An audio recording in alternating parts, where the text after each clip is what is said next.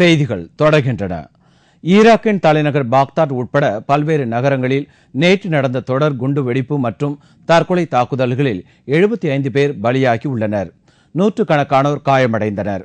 பாக்தாத்தின் தெற்கில் 150 கிலோமீட்டர் தொலைவில் உள்ள குத் நகரில் நேற்று நிகழ்ந்த இரட்டை குண்டு வெடிப்பில் 34 பேர் பலியாகினர். இதையடுத்து Najaf, Baquba, Baghdad, Karbala, Kirkuk, Tikrit, Ramadi ஆகிய நகரங்களில் தொடர் குண்டு வெடிப்புகள் நிகழ்ந்தன.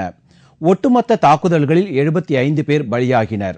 இத்தாக்குதல்களில் கார் வெடிகுண்டுகள், சாலையோர குண்டுகள், தற்கொலை தாக்குதல்கள் ஆகியவை பயன்படுத்தப்பட்டுள்ளன. தியாலா மாகாணத்தில் மட்டும் 7 குண்டு வெடிப்புகள் நிகழ்ந்துள்ளன. மிக அதிகபட்சமாக குத் நகரில் பலி நிகழ்ந்துள்ளது.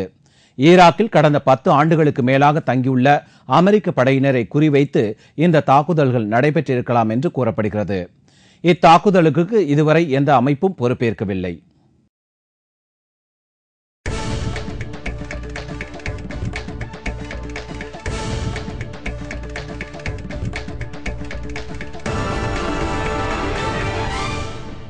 இங்கிலாந்து நாட்டில் நடைபெற்ற அதிவேக படகு போட்டியில் 300க்கும் மேற்பட்ட படகுகள் பங்கேற்று கடலில் ஒரே நேரத்தில் சீறி பாய்ந்து சென்ற காட்சி காண்போரை பரவசப்படுத்தியது.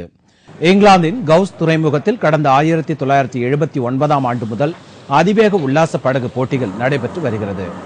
608 மைல் தூரம் கடலில் செல்லும் இந்த படகு போட்டியில் பங்கேற்கும் படகுகள் இந்த துறைமுகத்தில் இருந்து அயர்லாந்து கடற்கரை வரை சென்றடைய வேண்டும். படகு போட்டியை காண ஆயிரக்கணக்கான பார்வையாளர்கள் கடற்கரையில் திரண்டிருந்தனர்.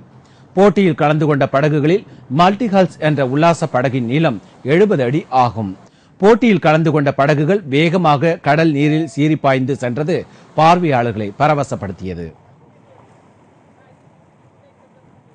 இத்துடன் செய்திகள் நிறைவடைந்தன.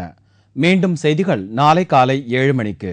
உங்கள் பிரச்சனைகளுக்கு உடனடி தீர்வு காண 30134600 என்ற கேப்டன் டிவியின் தொலைபேசி எண்ணை தொடர்பு கொள்ளுங்கள். வணக்கம்.